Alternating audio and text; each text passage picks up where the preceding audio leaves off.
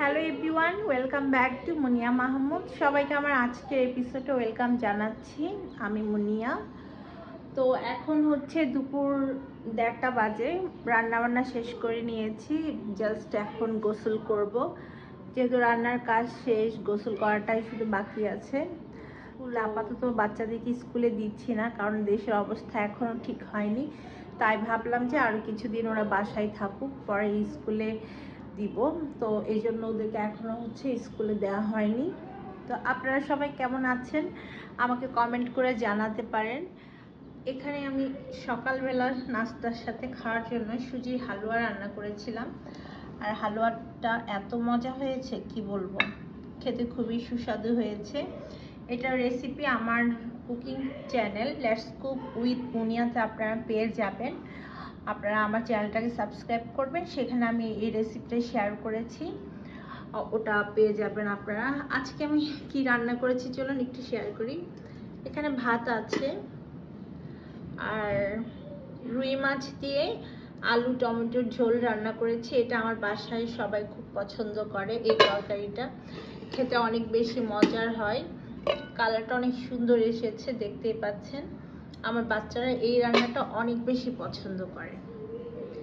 সাথে করেছি মিষ্টি কুমড়া ভাজি। আসলে প্রতিদিন রান্না করতে ভালো লাগে না, এজন্য অল্প অল্প করে রান্না করি, ডেলিটা ডেলি যেন খাওয়া হয়ে যায়। আমি আবার প্রতিদিনই রান্না করার চেষ্টা করি, ফ্রেশ খাওয়ার চেষ্টা করি, যেন বাচ্চাদের মানে বাসি জিনিস খেতে না হয় আর কি।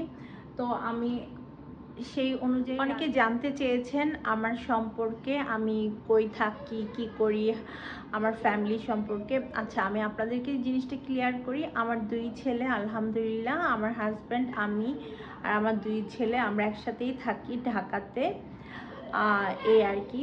তো এর চাইতে কোনো কিছু আসলে আমি বলতে চাচ্ছি না, পার্সোনাল কিছু শেয়ার করতে চাচ্ছি না, এতটুকুই। আর আমি আমার হাজব্যান্ড আর বাচ্চাদেরকে ভিডিওতে আনতে চাই না, কারণ ওরা এইসব পছন্দ করে না। আসলে ব্যাপারটা হচ্ছে, আমি যে ব্লগিং স্টার্ট করেছি বা কুকিং চ্যানেল, যেটা রান্নার চ্যানেল আমি চালাই, এইসব ক্ষেত্রে আমার ফ্যামিলির কোনো সাপোর্ট নাই। মানে আমার হাজব্যান্ড এগুলো একদমই পছন্দ করে না। ও আমাকে শুরু থেকে এগুলোতে একদমই সাপোর্ট করেনি, স্টিল নাও সে করে না।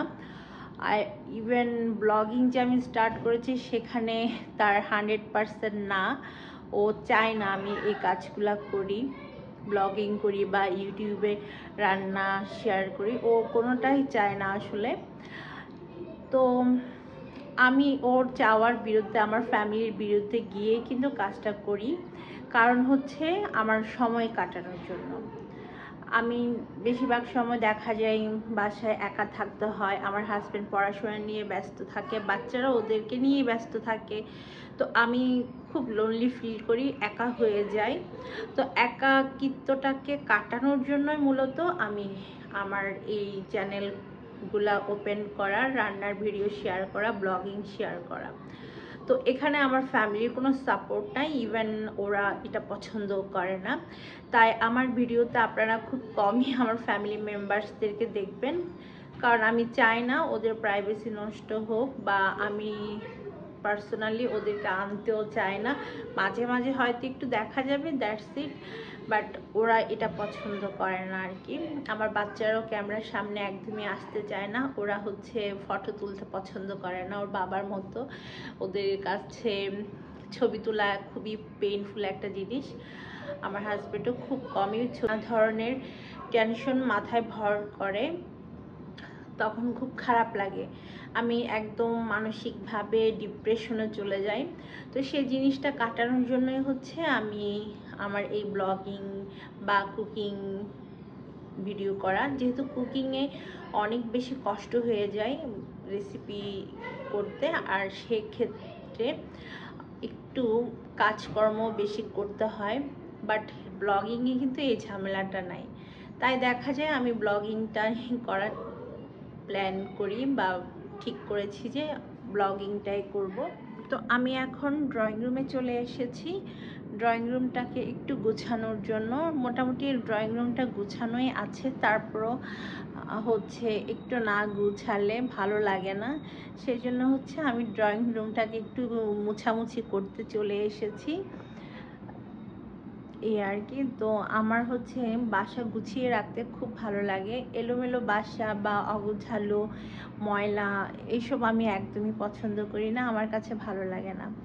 আমার কাছে একদম গুছানো, কোনো বালি ময়লা কিছুই থাকবে না, সে ধরনের বাসা আমার খুব পছন্দ। আর আমি ট্রাই করি সেরকমভাবেই বাসা গুছিয়ে রাখার জন্য, এই আর কি।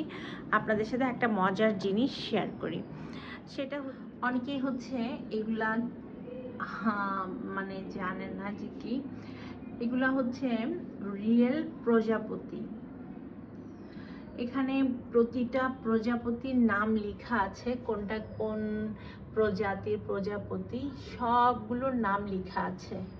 কিছু প্রজাপতি ভেঙেও গিয়েছে, কিছু ওদের যে পাখাগুলো আছে সেগুলো ঝরে গিয়েছে, কিছু ভালো আছে। আর এই জিনিসগুলা আমার হাজব্যান্ড যখন সেন্ট্রাল আফ্রিকা ছিল ওখানে হচ্ছে এই জিনিসগুলো বিক্রি করে। সেন্ট্রাল আফ্রিকার লোকজনরা এই প্রজাপতিগুলোকে এভাবে বিক্রি করে, ধরে ধরে বিক্রি করে, তারপর ফ্রেম আকারে ওরা এগুলো সেল করে। তো দর্শক, এই ছিল আমার আজকের ছোট্ট একটা ব্লগ। আশা করছি আপনাদের আমার আজকের ব্লগটি ভালো লেগেছে। ভালো লাগলে সবাই আমার পেজটাকে ফলো দিয়ে রাখবেন। সেই সাথে ফেসবুক থেকে যারা দেখছেন তারা তো অবশ্যই পেজটাকে ফলো দিবেন, আর ইউটিউব থেকে যারা দেখছেন তারা অবশ্যই আমার চ্যানেলটাকে সাবস্ক্রাইব করবেন। আর যদি আপনাদের কাছে ভিডিও ভালো লাগে তাহলে অবশ্যই আপনারা আপনাদের ফ্রেন্ডস অ্যান্ড ফ্যামিলির সাথে আমার ভিডিওগুলোকে শেয়ার করতে ভুলবেন না।